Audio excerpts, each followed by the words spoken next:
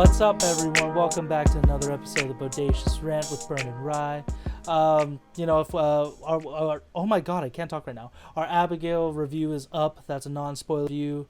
That was of one of the movies this last weekend that Burn and I had our double feature. So, if you did see it or if you haven't, you're thinking about it, feel free to check it out.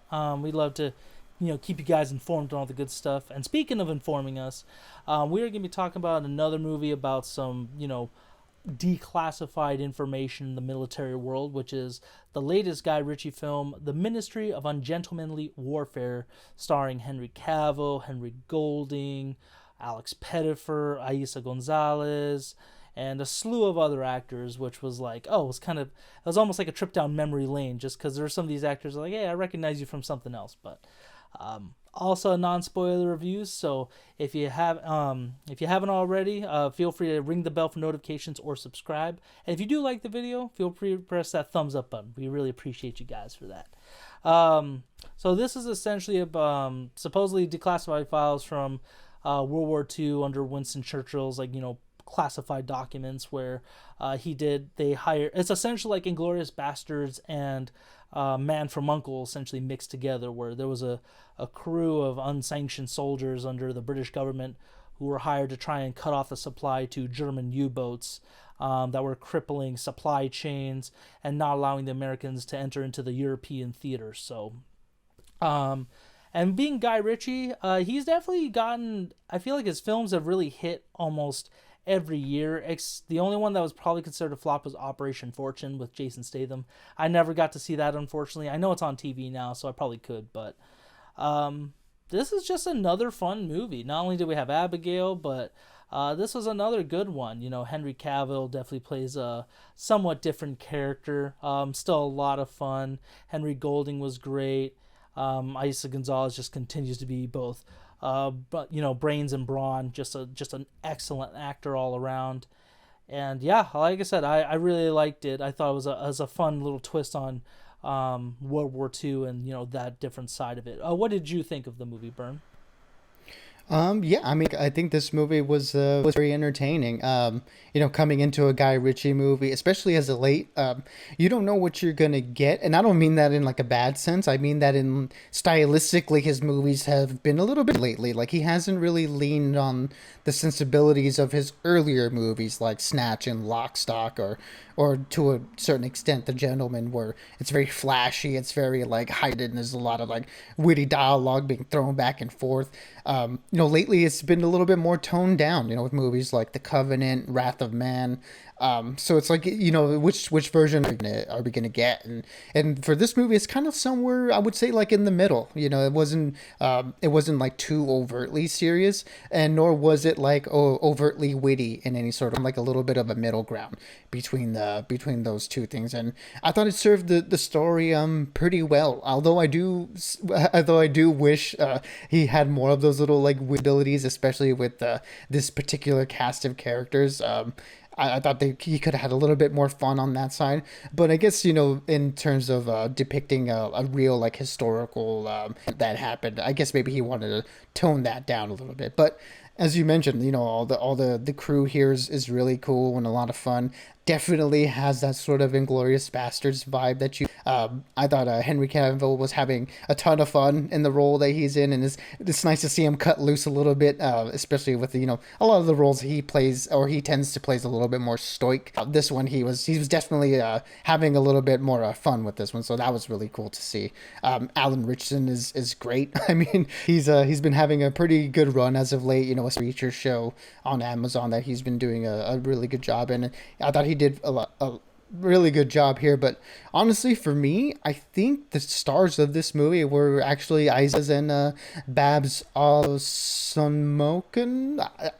I'm sorry if I'm butchering that last name, but them two, being sort of like the more this group. I thought the movie focuses surprisingly a lot on them too, and I thought they really did a great job of shouldering the movie. Where there was, as much as I wanted to see the crew of guys that were gonna take on this mission, I thought their scenes together were sort of really the heart of the movie, and I thought they did a really good job. In particular, Isa Gonzalez, I haven't been too impressed with in the past. I thought she's always hasn't like been given the role to really like express herself as much as an actress. But here, she did a really good job with it. Absolutely, yeah. And I forgot to mention Alan Richardson. Yeah, he was definitely the action star in this movie. Like he had the best moments, the best choreography. So, and Henry Cavill was just if anyone want to make the argument for him to be James Bond, he could definitely do that with this role. He had a good like blend of his spy characters from his other movies and stuff, and then just being just a crazy man. So yeah, overall very well done with the cast. Another great movie of storytelling. This was definitely a strong weekend for movies, so that's what I really liked about it. While I like I said, while I do praise it and stuff like that, it was just, I think the pacing for me was a little slow for this movie. But it was just kind of trying to build up tension for certain scenes. So I get it. But with that being said, just due to the pacing more so than anything, and I feel like the action could have been a little bit better overall. I think I'm going to give it a 3 out of 5. Again, that's just being very nitpicky. It's still a good movie to watch with a great cast. So I still recommend it to everyone.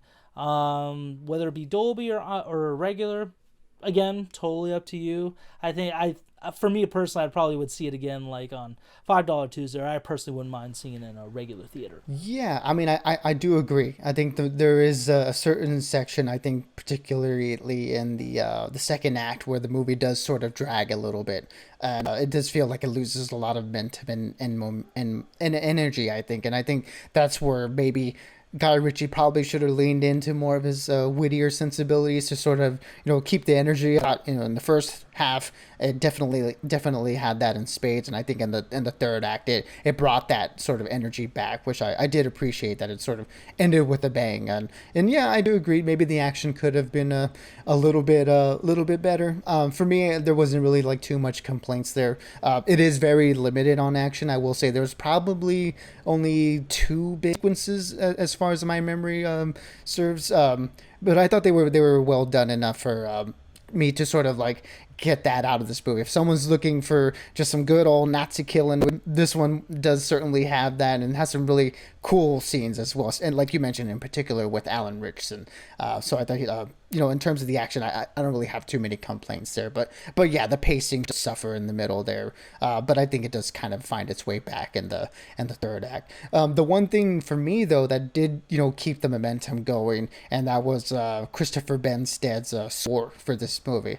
I thought the score was fantastic and was really sort of the driving force of this movie. And he's been doing a really great job on a lot of the last few movies that he's done, which be a lot of Guy Ritchie movies. I mean, I really liked his score for The Covenant. The Gentleman was also great. So he's been on a particular role with a lot of his music as of late. So I think that was probably the big stars of this movie for me. Also was the score. But yeah, I mean, the characters were fun. We don't really dig too much into them. This is much more of a mission movie, just sort of the events and portraying it out. They have not a lot of character work really being done here. But that all being said, I was entertained. There was some really cool action. There was some fun character moments, even if on those 2 accounts there wasn't as much as I probably would have wanted. So for me, this one is going to be also a 3 out of 5. A solid movie, cool action flick with some fun characters. Just don't go in expecting much more than that. Just go in expecting sort of just a fun time at the movies, I think. Yeah, absolutely. I think that's very well said. So yeah, for those of you who did happen to catch this movie as well, please let us know what you thought in the comments. We'd really appreciate it, just to keep the conversation going and get everybody's thoughts in. But as of now, we're kind of closing down April. We're going into May, and then the summer season. So Shogun is almost done, which I'm finally caught up on. So I'm really excited. But until next time, everyone, stay bodacious and just keep on ranting for us. Absolutely, everybody. Be good, be safe, and as always, we'll catch y'all on the next one.